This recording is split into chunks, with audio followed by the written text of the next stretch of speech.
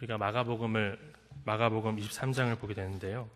마가복음 23장은 크게는 21장에서 27장까지 예수님의 그 사역의 장소가 예루살렘으로 되어 있는 이 본문 안에 있는 23장입니다. 예수님께서 21장에 어린 나귀 새끼를 타고 호산나 다윗의 자손이여, 굉장히 뭐라고 해야 될까요? 개밥의 도토리 같은 장면으로 예수님은 나귀 새끼를 타고 죽으러 들어가시는데, 예루살렘에 있던 수많은 군중들은 예수님 보고 로마 병사들을 물리쳐달라고, 그렇게 다윗의 왕가를 다시 회복해달라고 그렇게 소리 지르던 그 장면이 끝나고 나서 예수님은 27장에 십자가에 못 박혀 죽으시고 장사되시기까지 예루살렘에 계십니다. 이것은 예수님께서 예루살렘에 여러 번 오셨었는데 마지막 공생의 사역으로 마지막에 이제 오신 거라 볼 수가 있죠. 이렇게 예수님께서 나귀를 타고 예루살렘에 들어가신 것은 스가랴를 통해서 하나님이 주신 말씀을 이루시기 위해서였습니다. 그리고 21장에 입성하신 예수께서는 27장에 십자가에서 못 박혀 죽으시면서 시편에 있는 한 노래를 부르십니다. 엘리 엘리 라바 사박타니 라고 부르시는데, 이 번역하면 나의 하나님 어찌하여 나를 버리시나이까 라는 이 시편 22편 1절의 말씀을 우리 주님께서 십자가 위에서 부르십니다. 결국은 예수께서 21장부터 27장, 사실은 마태복음 1장부터 28장까지 모두 다 예수께서 구약의 말씀을 성취하게 오셨다라고 하지만, 이 21장부터 27장의 말씀들은 예수께서 오셔서 그 목적을 분명하게 달성하시는 것을, 구약의 말씀을 확실하게 성취하시는 모습을 분명하게 보여주고 있는데, 이 중에 끼인 말씀이 23장의 말씀입니다. 21장에 예수께서 들어오셨죠. 22장에 예수께서 21장에서 21장 끄트머리에서 예수께서 종교 지도자들과 다투십니다. 사실 그 무리들이 예수님을 그리스도라 인식했다면, 우리를 위하여서 죽으실 그리스도고 우리를 위하여서 부활하실 그리스도라 인식했더라면 이 논쟁은 없었을 겁니다. 그렇죠?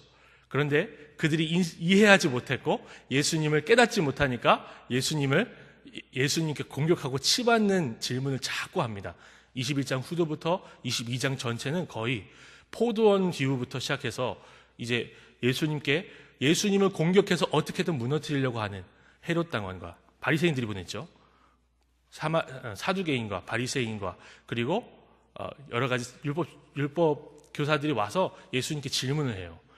근데 예수님께서 그 질문을 통해서 자기가 어떤 분이심을 분명히 가르쳐 주시는데, 사실은 22장부터 나오고 있는, 사실 21장부터 나오고 있는 바리새인과 서기관들과 사두개인과 헤롯 당원들의 질문은 정치적이면서 신학적인데, 그 신학은 구약에 있는 신학이 아니라, 잘 살펴보세요, 변질된 신학입니다. 구약 성경 외경과 중간기 문헌에 나오는 변질된 신학을 가지고 예수님을 어떻게든 해보려고 하는 거예요. 구약 성경에 있는 말씀, 제가 예를 하나 들어보죠. 사두개인들이 예수님 보고 물어봐요. 어떤 여자가 7 남편이랑 한 남편 죽어서, 애 없이 죽어서 또 결혼하고 계대결혼법이 있잖아요. 7 남자랑 결혼하고 마지막에 여자까지 죽었습니다. 예수님, 부활 때에는 그 여자가 누구의 아내가 되겠습니까? 라고 물어보는 건 사실 구약 외경이라고 하기 좀, 우리는 안 봐요. 근데 가톨릭은 열심히 보고 있는 성경책이 있습니다. 성경책이라고 해도 될지 모르겠어요. 토비트에 나오는 내용을 갖다가 질문한 거예요. 거기 토비트에는 어떤 여자가 귀신이 쓰입니다. 그 귀신은 자기를 어렵게 하는데, 물론 이제 건강이나 뭐 영적으로 이렇게 하는 것보다는 굉장히 치명적인 그 저주를 해요. 저주의 그 실행을 해요. 어떤 거냐면, 첫날 밤에 남편과 이렇게 동치마로 딱 들어가는 순간 들어가서 이제 첫날 밤을 지내려고 하면 남편이 죽게 만드는 귀신인 거예요. 그 귀신이 이미 7 남편을 다 죽였습니다. 계대결혼을 했음에도 불구하고. 그 가문이, 그 여자의 이름이 사라거든요. 이것까지 다 설명해 드릴지 모르겠는데, 그 사라가 그렇게 7 남편이랑 결혼했음에도 불구하고 남편들을 다 죽여요. 우리나라 옛날 농경시대의 풍습으로 보면, 그런 좀 저급한 표현으로 보면 남편 잡아먹은 여자죠. 그렇죠? 근데 그 여자가 나중에 토비트라는 자선을 많이 했던 사람의 아들이 가서 물고기에 뭐 쓸개랑 간을 태워가지고 귀신을 쫓아낸 다음에 결혼해서 행복하게 happily ever after 하고 끝납니다. 행복하게 살았더래요 하고 끝나요. 그게 외경이에요. 근데 사두개인들이 그거 갖고 질문하는 거예요. 바리새인들도 비슷해요. 이 사람들은요, 예수님께 구약 성경 가지고 질문한 게 아니고 그 당시 변질된 신학 가지고 예수님 착 채가지고 올감이 잡아서 예수님을 어떻게든 곤란에 빠뜨리려고 했던 거예요. 그때 예수께서는 구약 성경을 해석하여서 가리키십니다. 놀랍죠? 이 사람들은 변질된 신학을 가리키고 질문했는데 예수께서는 구약 성경에 하나님의 뜻을 분명하게 딱 드러내시니까 우리는 22장을 보면 예수님이 지혜롭게 얘기하셔가지고 지혜롭게 얘기하셔서 빠져나가셨구나 할 텐데 잘 보세요. 진리의 말씀을 증거하니까 그들의 올무가 풀어지는, 그들의 올무가 안 되는 그런 모습을 22장에서 보여주신 거예요. 그러고 나서 23장을 들어옵니다. 여러분 23장을 보면 인간적으로 보면 22장에 뭐 했죠? 21장 끝에부터 종교지도자들이 예수님 쳤어요. 질문으로. 어떻게든 올무로 목을 딱 잡아서 그 입을 늘었다, 목을 늘었다 이러거든요. 잡아서 죽일 구실을 만들려고 했어요. 근데 23장에 보니까 예수님이 뭐라고 하십니까? 화잇을 지어다. 화잇두다. 어떻게 보면 인간적으로 보면 예수님이 화가 나가지고 그러셨나 보다. 가끔 보면 설교자들이 화가 나서 얘기할 때가 있어요. 그렇죠? 사람인지라 예수님도 그랬나 보다 생각했어요. 처음에는 저도요. 그런데 보면 볼수록 화가 나서 얘기하시는 게 아니에요.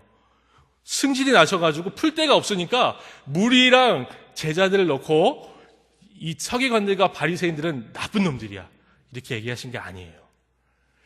그들이 변질된 신학으로 질문했던 것처럼 무리들은 변질된 정치적인 안목을 가지고 예수님을 왕으로 세우려고 했거든요. 이제 예수께서는 변질된 신학과 변질된 정치적인 모든 것들을 걷어내시고 자기가 어떻게 죽을 것인가를, 어떻게 하나님의 말씀이 성취될 것인가를 23장의 말씀을 통해서 쭉 말씀하고 계시는 거예요. 앞에 보시면 23장 23장 2절을 같이 한번 읽을 수 있을까요? 마태복음 23장 2절입니다. 같이 한번 읽어보겠습니다. 시작. 서기관과 바리새인들이 모세의 자리에 앉았으니. 2절에 예수님께서 이렇게 말씀하세요. 서기관과 바리새인들이 모세의 자리에 앉았다. 당시에 서기관들은 굉장히 중요한 일을 했습니다. 우리 사무실에 복사기 있잖아요. 써보신 분들은 알겠지만 눌러놓으면 1분에 몇십 장이 복사가 돼요. 그렇죠? 그리고 우리가 동사무소 가가지고 동사무소 직원이 손으로 적어서 등본 떼주던가요? 컴퓨터로 뽑아주죠. 근데 예수님 시대 때는 서기관들이 중요했어요. 왜냐하면 컴퓨터도 없고 인쇄술도 없었기 때문에 그래요. 찍어내는 게 아니라 온전히 다 사람이 보고 사람이 필사하는 거예요. 다 적어놓은 거예요. 우리 신앙을 위해서 성경 적잖아요. 그런 것처럼 우리는 신앙을 위해서 성경 적으니까 대충 적어도 돼요. 솔직히 글씨만 이쁘게 적어도 되고 성경을 읽으면서 잘 적으면 되는데 이 사람들은요 얼마나 중요했냐면 이 사람들이 성경을 잘못 적어서 오타를 적어가지고 다음 세대에 전해주죠. 그럼 다음 세대는 성경 원본을 사본 카피를 해서 보는 건데 오타를 보는 거예요. 서기관들이 쓴 거 오타를. 예. 원래 있었던 것도 있고 오타도 있으면 모르겠는데 이 사람들이 적은 거 가지고 성경 보니까 얼마나 중요한 역할을 해요. 서기관들이. 이 바리새인들이 바벨론에 의해서 남왕국 유다가 다 멸망하고 나서 그리고 나서 에스라 아시죠? 에스라가 스룹바벨 성전 다 짓고 에스라가 이제 하나님의 말씀을 묵상하고 가르치기로 결심했더라 하고 나서 그 가르치잖아요. 이방 여인들과 결혼했던 사람들 다 쫓아내고 계명대로 가르치고 어떻게 살아야 되는지 알려주잖아요. 그 에스라의 전통을 따라서 이스라엘을 가리키는 하나님의 율법을 가리키는 자리라고 스스로 생각하고 이름도 바리새인이라고 이렇게 칭해지죠. 바리새인은 자체가 구별됐다라는 뜻이에요. 딱 나눠졌다. 세속하고 상관없는 사람들. 사실은 우리가 거룩이라고 했을 때 히브리어의 거룩은 이 어근을 갖고 있어요. 제가 종이를 가지고 있잖아요. 이 종이를 가지고 반을 딱 나눠요. 반을 딱 나누는데 정확하게 반을 딱 나눠요. 예, 이게 거룩이라 생각한 거예요. 하나님께 완전히 바쳐진 거. 아니, 여기 좀 달려있고 이런 게 아니라 완전히 찢어져서 분리되고 하나님을 위해서만 돼 있는 거. 그거 거룩이라 생각한 거예요. 그런데 바리새인들은 그 거룩을 위해서 자기 스스로 구별된 자들, 분리된 자들, 그리고서는 살았던 사람들이에요. 그런데 예수님께서 그 사람들을 어디에 앉았다고요? 제가 중요하다 했던 것처럼 모세의 자리에 앉았다고 했어요. 그리고 나서 예수님은 7번이나 화 있을진저, 그리고 7번이나 예수님은 화가 있다라고 이 모세의 자리에 앉은 자들을 책망하시고 심판하시는 거예요. 심판의 메시지를 다 전하시는 거예요.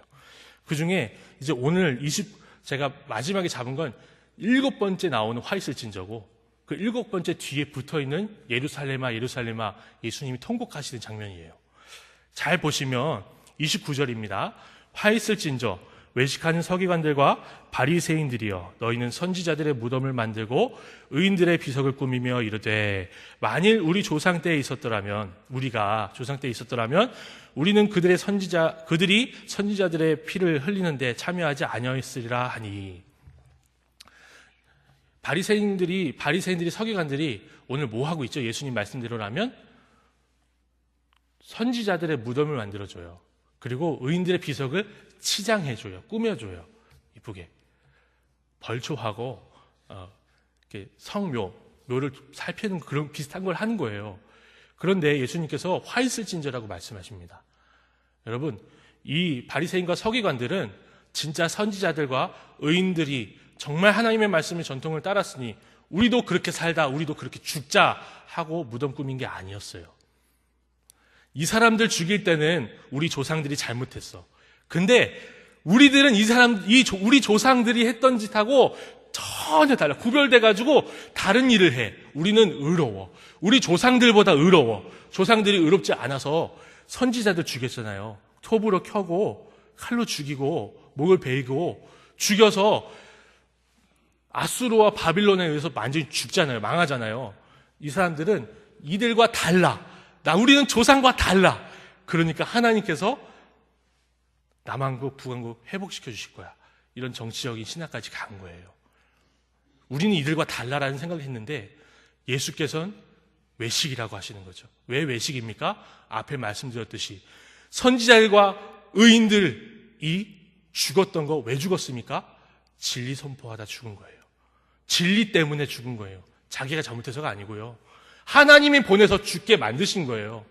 그런데 하나님, 우리도 주님을 위해서 죽겠습니다가 아니라 주님, 우리는 주님을 위했으니 살려주십시오 라고 한 거예요.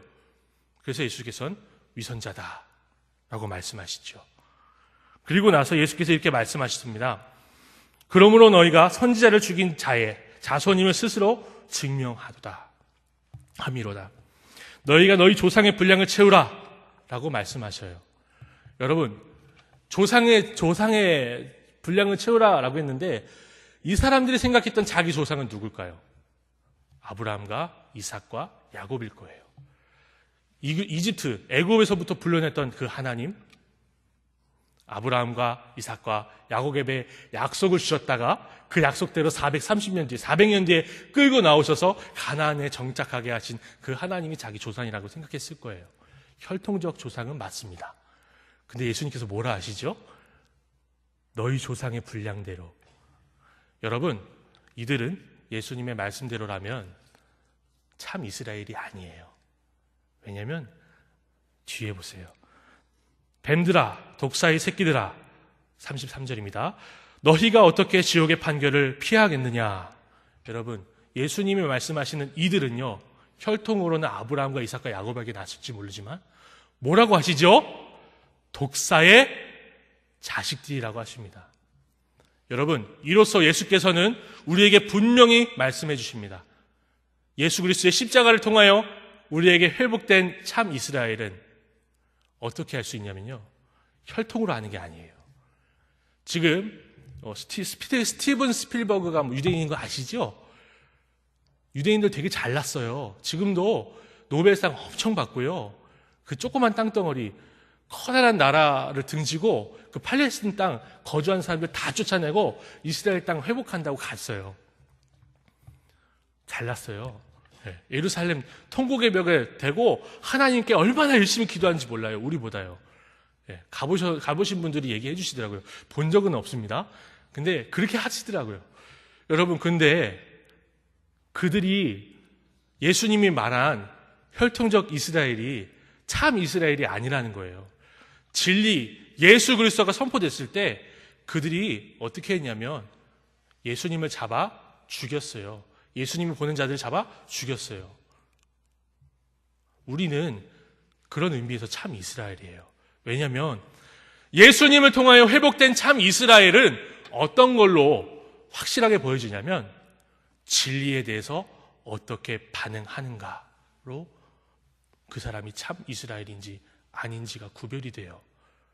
모세의 율법 성경책을 갖고 있고 제사를 소든 양이든 다 바치는 대로 자기 죄를 위해서 다 바치는 종교의식을 갖고 있고, 그리고 자기 아빠가 아빠의 거슬러서 아브라함이라 할지라도 하나님께서 예수 그리스도를 통하여 회복하신 참 이스라엘은 진리에 대해서 분명하게 옳게 반응하는 자들임을 우리가 알 수 있어야 돼요. 그러면 혈통적 이스라엘은 어떻게 돼요?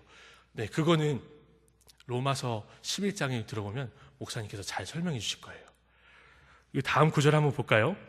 그러므로 내가 너희에게 선지자들과 지혜 있는 자들과 서기관들을 보내매 너희가 그 중에서 덜어는 죽이거나 십자가에 못 박고 그 중에서 덜어는 너희 회당에서 채찍질하고 이 동네에서 저 동네로 따라다니며 박해하리라.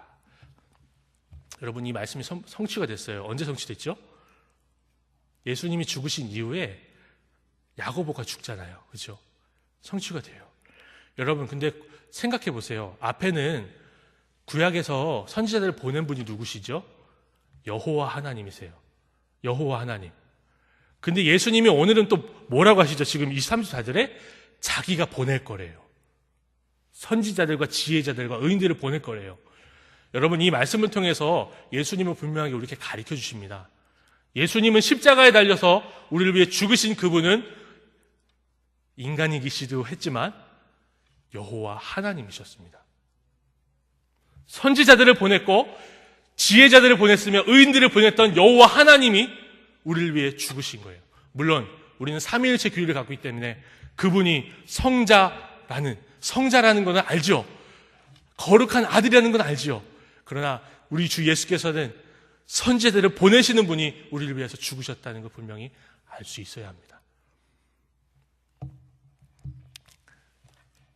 우리가 이 말씀이 쭉 들어가요. 진실로 너희에게 이르노니 이 세대에 다 돌아가리라. 그래서 이 세대에 다 돌아갔어요. 다 돌아간 내용이 어디 나오는 37절이에요. 같이 한번 읽어볼까요? 37절 같이 읽어봅니다. 시작.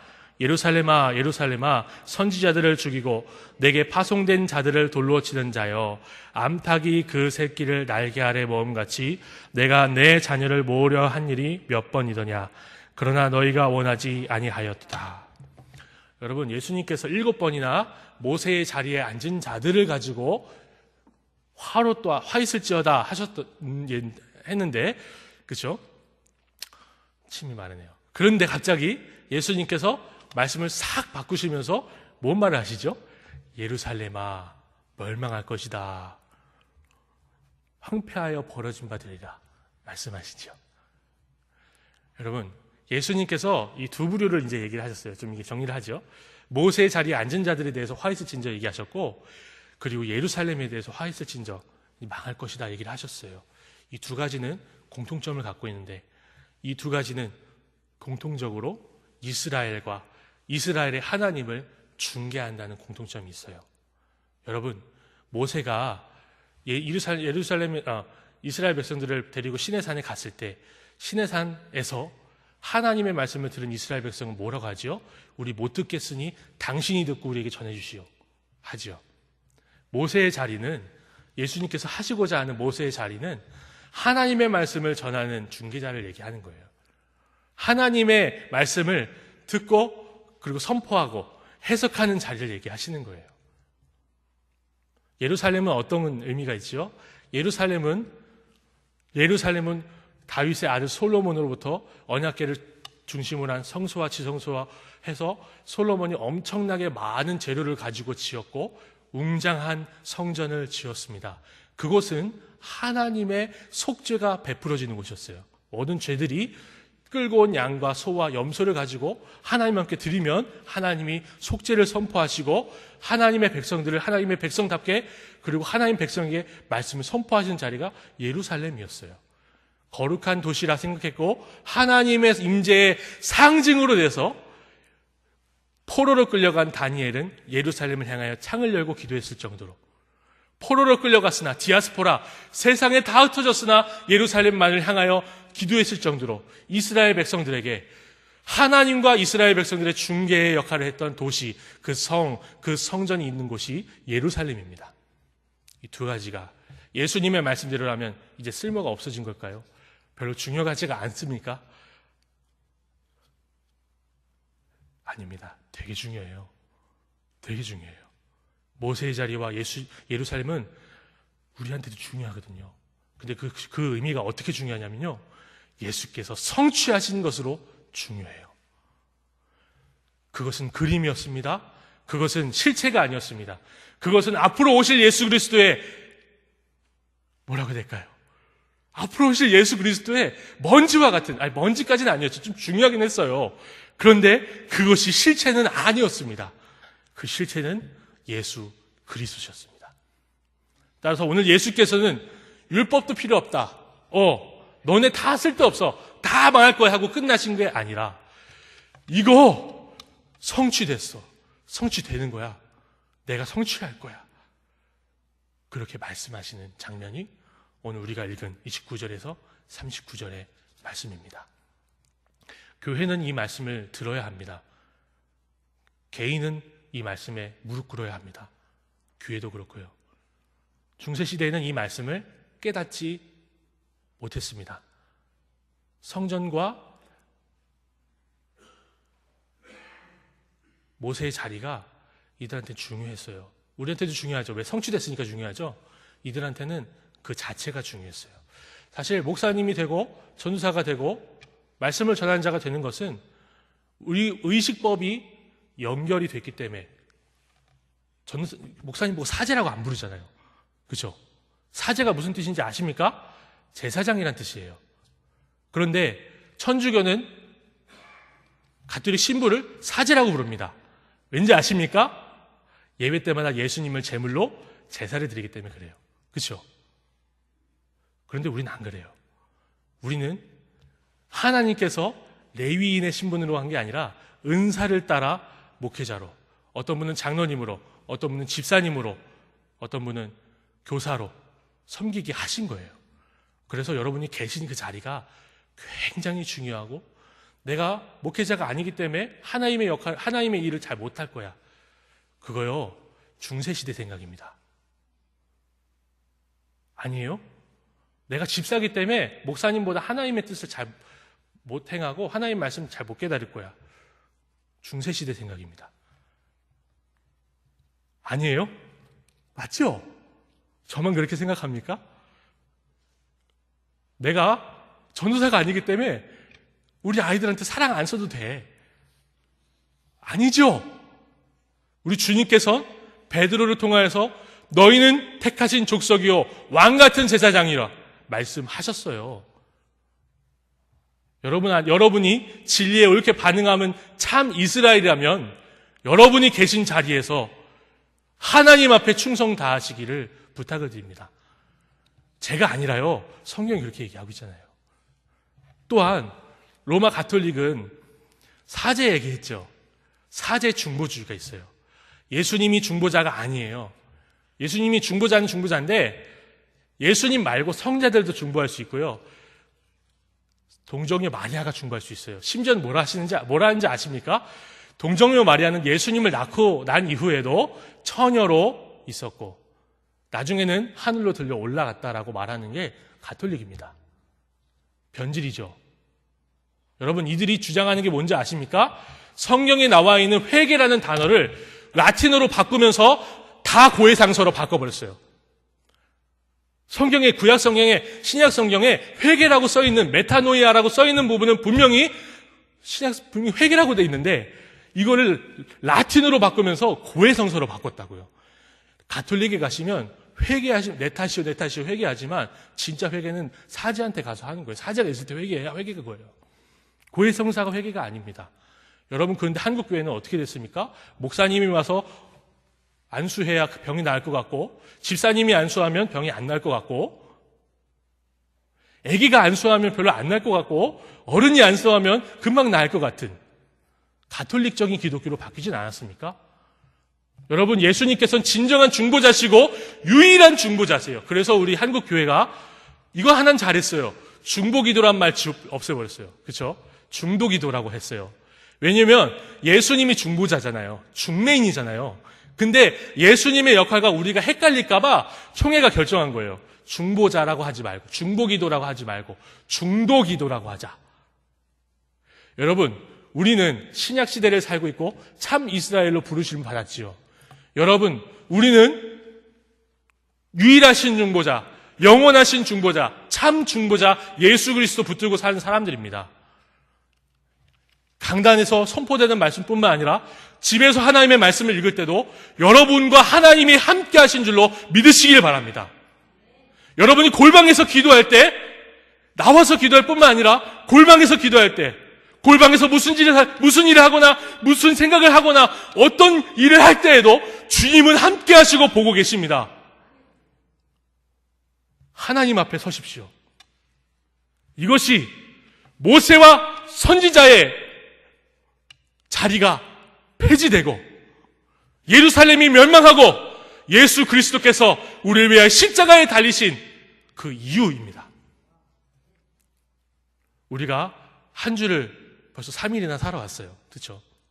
주일 끝나고 3일이나 살아왔는데 우리가 이 다음 주일, 돌아오는 주일을 맞이할 때 우리 주님 앞에 주님을 붙들고 중보자이신 주님 붙들고 집에서 성경 읽고 순간순간 주님의 일을 생각하며 하나님 앞에 무릎 꿇다 왔습니다 하고 피 흘리는 고백을 할 때 우리의 예배가 진정 위로가 되고요. 여러분, 예배 드린다고 위로되는 거 아니에요. 착각하지 마세요. 요즘 힐링 캠프 나와가지고요, 예배 드리면 힐링이 된다. 맞아요. 맞는 얘기가 있습니다. 그러나 여러분, 예배는 힐링 캠프가 아닙니다. 예배는 얻어 터지고 하나님과 동행하다가 세상에서 핍박받는 자들에게 주님이 주시는 은혜입니다. 오해하지 마세요. 예배는 여러분에게 뭔가 하나님이 좋은 거 주려고 숨겨놨다가 주는 자리가 아니에요. 하나님이 동행했던 하나님이 우리를 모아놓고 마지막 날 주님께서 영화롭게 구름 타고 다시 오실 날을 기념하며 기다리라고 주신 은혜라고요. 오해하지 않기를 바랍니다. 영원한 중보자이신 예수 그리스도를 붙들고 남은 3일도 주님 앞에 살다가 다시 만날 수 있는 우리가 되길 소망합니다. 기도하겠습니다.